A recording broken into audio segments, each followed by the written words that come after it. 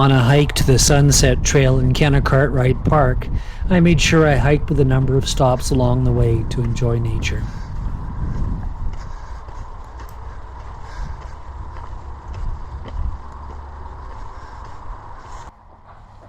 This is a milk vetch, a member of the pea family which grows in dry areas. It has pairs of leaves along the stems and clusters of showy flowers at the ends.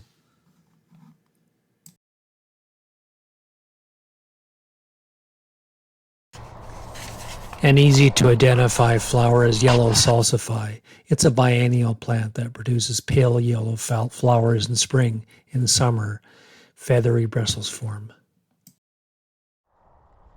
Lemonweed, or stone seed, is a hairy perennial that grows from a taproot. Small, light yellow flowers appear in spring, and hard seeds form in summer. A number of daisies and asters appear at this time of year, including the shaggy fleabane, often seen on these dry slopes.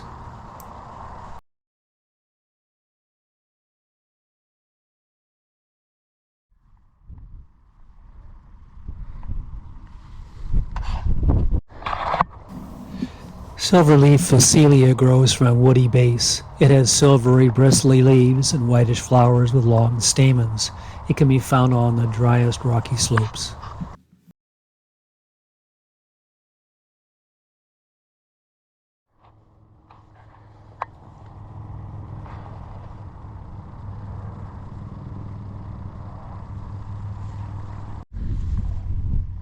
Desert yellow fleabane is a flower in the aster family. Leafless stems produce only one bright yellow flower. It can be found on open sagebrush and rocky slopes.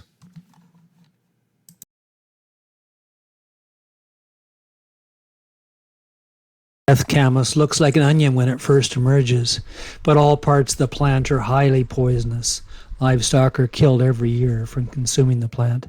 Creamy colored flowers emerge in the spring.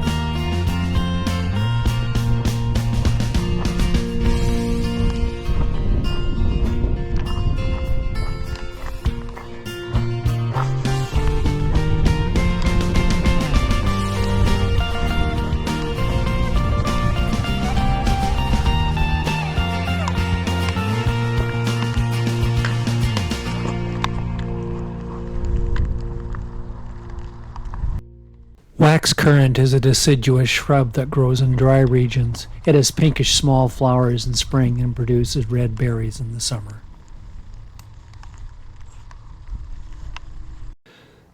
Thompson's paintbrush grows from a woody base, and it features yellow brush-like flowers, which are really bracts, and small green flowers.